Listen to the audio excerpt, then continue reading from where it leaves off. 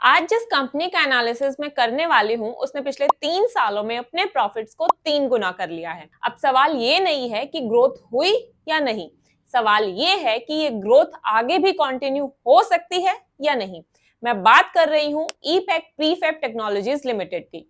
तो इस वीडियो में हम स्टेप बाय स्टेप समझेंगे कि कंपनी एग्जैक्टली करती क्या है, ये पैसा कैसे कमाती है, प्रॉफिट्स किस वजह से बढ़े हैं, सिर्फ नंबर्स की वजह से या बिजनेस मॉडल स्ट्रॉन्ग होने की वजह से, बैलेंस शीट और कैश फ्लो कंपनी को कितना सपोर्ट कर रहे हैं, और एंड में सबसे इंपॉर्टेंट सवाल, करंट वैल्यूएशंस पर ये स्टॉक अपॉर्चुनिटी है या रिस्क। बिल्कुल सिंपल लैंग्वेज में बिना हाइप के अपना डेटा पैक्ड एनालिसिस शुरू करते हैं।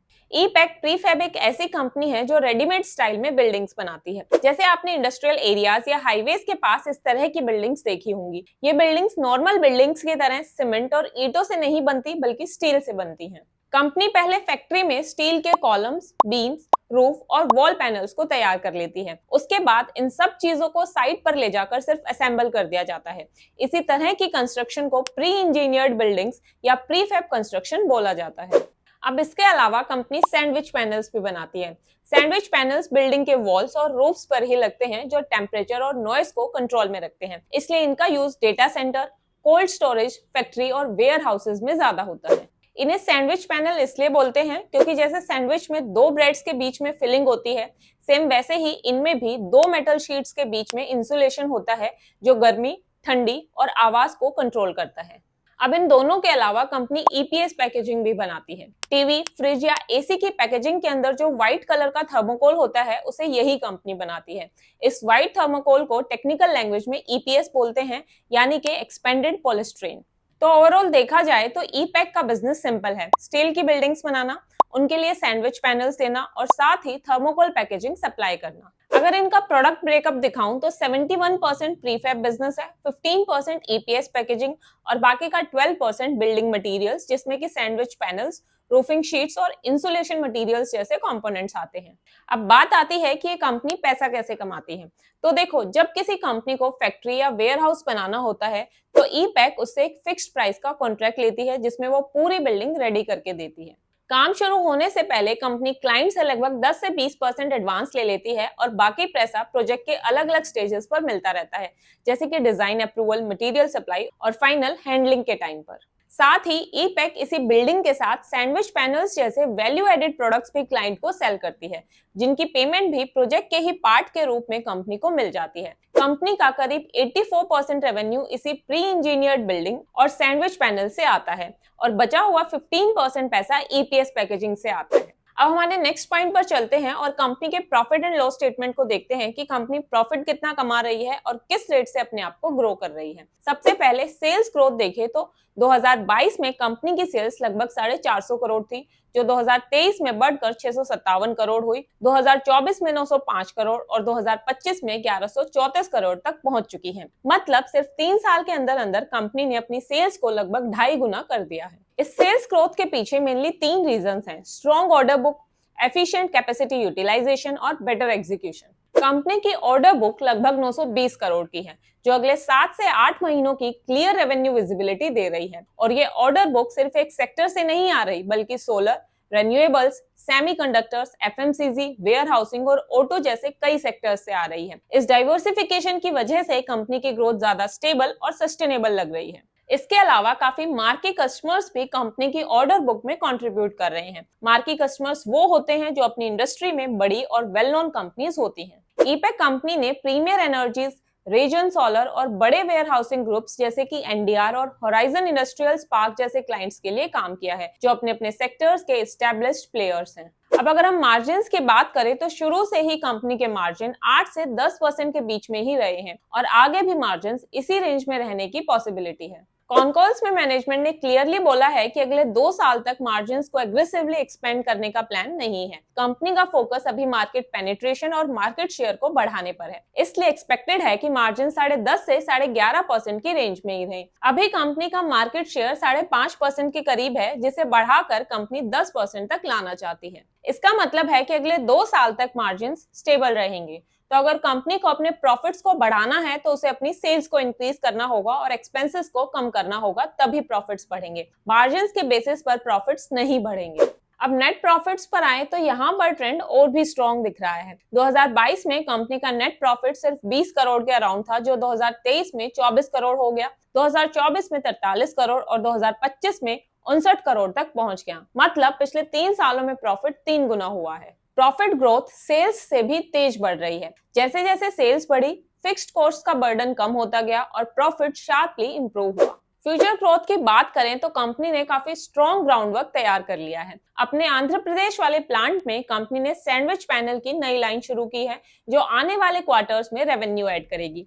इसके अलावा आंध्र प्रदेश में ही ब्राउनफील्ड एक्सपेंशन हो रहा है, जहां से 300 करोड़ के एडिशनल रेवेन्यू के एक्सपेक्टेशन है और इसका प्रोडक्शन Q4 से स्टार्ट होना है। राजस्थान वाले प्लांट में भी कंपनी ग्रीनफील्ड एक्सपेंशन कर रही है, जिसका production next year second quarter से स्टार्ट होने का प्लान है और वहां से लगभग 250 करोड़ के रेवेन्यू की उम्मीद है। मैनेजमेंट कॉन्फिडेंट है कि अगले 3 से 4 क्वार्टर्स में ई-पैक अपनी पोजीशन को और स्ट्रॉन्ग करके प्रीफैब इंडस्ट्री के लीडर्स में क्लियरली काउंट होने लगेगी। इस कॉन्फिडेंस का रीजन ये है कि कंपनी का प्रीफैब बिजनेस में मार्केट शेयर अभी सिर्फ 3 से 5% का ही है, मतलब ग्रोथ और एक्सपेंशन के लिए रूम काफी ज्यादा है। इसके अलावा कंपनी की पास्ट ग्रोथ हमेशा इंडस्ट्री से ज्यादा ही रही है।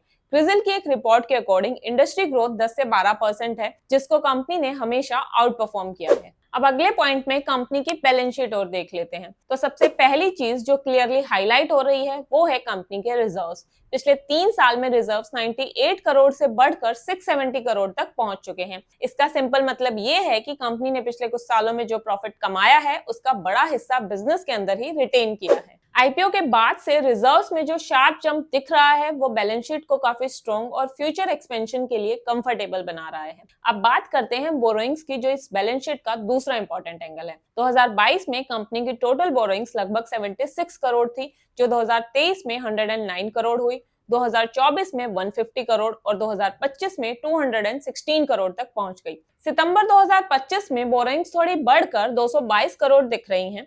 पहली नजर में लग सकता है कि लोन बढ़ रहा है, लेकिन कॉनकॉल्स के कॉन्टेक्स्ट के साथ देखें तो पिक्चर काफी क्लियर हो जाती है। मैनेजमेंट ने कॉनकॉल्स में क्लियरली बताया है कि कंपनी ने 70 करोड़ का जो टर्म लोन है वो रिपे कर दिया है, जो मंथ के स्टार्टिंग में लगभग 122 करोड़ का था। इस रिपेमेंट के बाद कंपनी के पास अब सिर्फ 50 करोड़ के आसपास का टर्म लोन बचा है। वैसे अगर आप बैलेंस शीट में देखोगे तो बोरोइंग्स की फिगर्स थोड़ी सी डिफरेंट लग सकती हैं, क्योंकि वो फिगर्स 30 सितंबर 2025 की हैं और कॉनकॉल्स की डेट 24 अक्टूबर 2025 की है।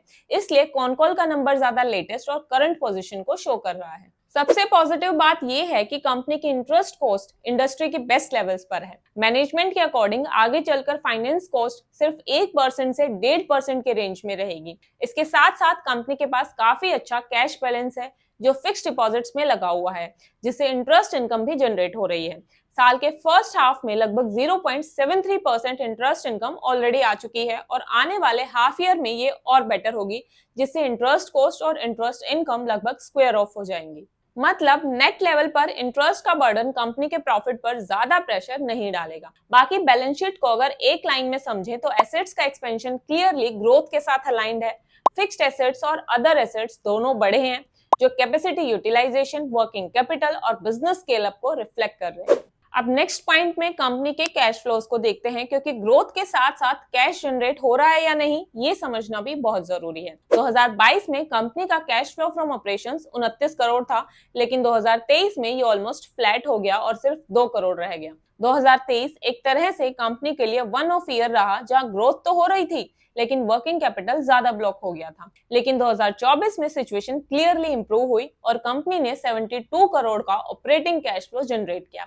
2025 में भी कंपनी ने 62 करोड़ का positive cash flow from operations किया, जो ये कंफर्म कर रहा है कि बिजनेस कैश जनरेट कर रहा है। कॉनकॉल्स में भी जब मैनेजमेंट से पूछा गया कि कैश फ्लो पिछले साल के मुकाबले इस साल पॉजिटिव कैसे हुआ, तो उन्होंने क्लियरली ये बोला कि 2023 एक एक्सेप्शन था।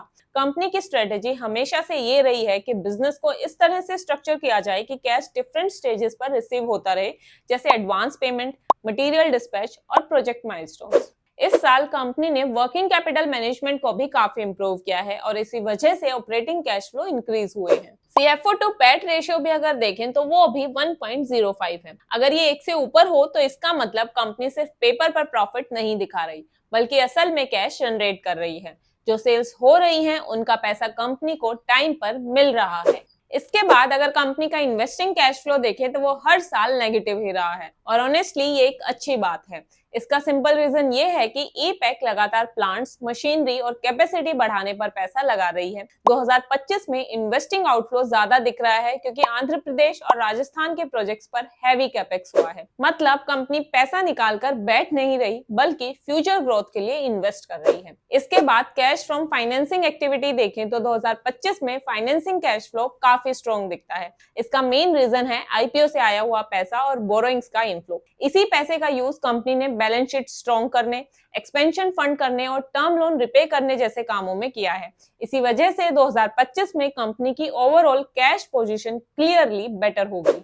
ओवरऑल पिक्चर ये बनती है कि ईपैक का बिजनेस मॉडल कैश फ्रेंडली है क्योंकि कंपनी एडवांस पेमेंट्स लेती है और एग्जीक्यूशन फास्ट होता है। अब कंपनी के रिटर्न रेशियोज देखते हैं तो कंपनी का आरओई लगभग 22.8% है और आरओसीई लगभग 23.7% के आसपास है। ये नंबर्स इंडस्ट्री के कंपैरिजन में काफी स्ट्रॉन्ग है क्योंकि इंडस्ट्री का मीडियन आरओसीई सिर्फ 16% के अराउंड है। इसका मतलब ये है कि ईपैक अपने कैपिटल का यूज इंडस्ट्री के एवरेज प्लेयर से काफी ज्यादा एफिशिएंटली कर रही है।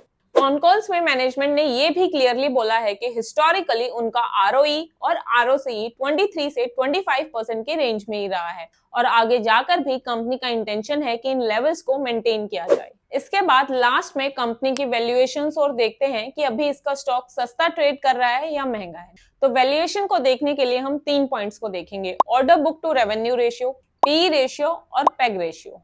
सबसे पहले order book to revenue ratio को देखते हैं। Order book to revenue ratio का सिंपल मतलब होता है कि कंपनी के पास जो ऑलरेडी बुक्ड काम है वो उसकी एक साल की सेल्स के कंपैरिजन में कितना है। अगर ये रेशियो 1 है तो इसका मतलब है कि कंपनी के पास एक साल का काम ऑलरेडी बुक्ड है। अगर रेशियो 1.5 है तो मतलब कंपनी के पास अगले 1.5 साल के बराबर का काम पहले से लाइन में लगा हुआ है। ईपैक के केस में order book to revenue ratio 1.5 है। इसका मतलब ये हुआ कि कंपनी की आने वाली सेल्स का काफी हिस्सा ऑलरेडी विजिबल और प्रेडिक्टेबल है। कंस्ट्रक्शन और प्रीफैब जैसे बिजनेस में ये चीज वैल्यूएशन के लिए इसलिए इंपॉर्टेंट होती है क्योंकि फ्यूचर ग्रोथ सिर्फ असम्पशंस पर नहीं बल्कि कंफर्म्ड ऑर्डर्स पर बेस्ड होती है। इसी वजह से मार्केट ऐसी कंपनीज को थोड़ा प्रीमियम देने को रेडी होती है। अब पी रेशियो देखें तो ईपैक का करंट पी रेशियो 33.9 है। इसको अगर हिस्टोरिकल मीडियन से कंपेयर करें तो ईपैक का लास्ट 5 और 10 इयर्स मीडियन पी 37.8 है। मतलब हिस्टोरिकल मीडियन से नीचे ट्रेड कर रहा है और अगर इसे इंडस्ट्री एवरेज से भी कंपेयर करें जो कि अभी 32.4 है तो ये स्लाइटली हायर है। तो इस कंपैरिजन से ये निकल कर आ रहा है कि स्टॉक ना तो अपने हिस्टोरिकल मीडियन के ऊपर ट्रेड कर रहा है और ना ही इंडस्ट्री से बहुत ज्यादा प्रीमियम पर। इंडस्ट्री के मुकाबले थोड़ा सा प्रीमियम जरूर है लेकिन वो इसलिए है क्योंकि ईपैक की ग्रोथ इंडस्ट्री से काफी ज्यादा रही है, जैसा मैंने आपको वीडियो में पहले भी बताया। इस पॉइंट पर पी के बेसिस पर स्टॉक महंगा तो नहीं लग रहा बल्कि अपनी हिस्ट्री के कंपैरिजन में थोड़ा रीजनेबल लग रहा है। उसके बाद बात करते हैं पेग रेशियो की। देखो सबसे पहले तो पेग रेशियो का जनरल थंब रूल ये कहता है कि अगर पेग रेशियो इक्वल टू 1 है तो वैल्यूएशन फेयर है, पेग रेशियो लेस देन 1 है तो मतलब वैल्यूएशन ग्रोथ के कंपैरिजन में चीप है और अगर पेग रेशियो 1 से ज्यादा है तो इसका मतलब है कि वैल्यूएशन ग्रोथ के कंपैरिजन में एक्सपेंसिव है। अभी ईपैक का पेग रेशियो अगर हम देखें तो वो 0.70 है। इसका सिंपल मतलब ये है कि कंपनी जितनी फास्ट ग्रो कर रही है उसके कंपैरिजन में वैल्यूएशन फुली प्राइस्ड नहीं है। मतलब मार्केट ने ग्रोथ का पूरा प्रीमियम अभी तक प्राइस में डाला नहीं है। ग्रोथ के कॉन्टेक्स्ट में देखें तो ये पेग रेशियो वैल्यूएशन के फेवर में जा रहा है। अब तीनों रेशियोज को जोड़कर अगर हम देखें तो पिक्चर काफी बैलेंस निकल कर आ रही है। पी रेशियो अपने हिस्टोरिकल मीडियन से नीचे है, पेग रेशियो 1 से काफी कम है और order book to revenue ratio 1.5 होने की वजह से फ्यूचर रेवेन्यू की विजिबिलिटी स्ट्रॉन्ग है। इस कॉम्बिनेशन से तो यही समझ आ रहा है कि स्टॉक ना तो एक्सट्रीमली चीप है और ना ही एक्सट्रीमली एक्सपेंसिव। अगर कंपनी अगले 2-3 साल तक स्ट्रॉन्ग एग्जीक्यूशन, ऑर्डर इनफ्लो और आरओसीई मेंटेन कर पाती है तो करंट वैल्यूएशन स्ट्रेच नहीं लग रही। लेकिन अगर ग्रोथ स्लो होती है या ऑर्डर बुक एग्जीक्यूशन में इश्यू आता है तो स्टॉक प्रेशर में आ सकता है। तो ये थी मेरी आज की वीडियो जिसमें मैंने एक और कंपनी का बिल्कुल डिटेल फंडामेंटल एनालिसिस करा। आपको ये एनालिसिस कैसा लगा मुझे कमेंट्स में जरूर बताना। Also, this is not at all a recommendation. Please do your own research before investing. Thank you so much for watching. See you guys in next video. Till then, happy investing.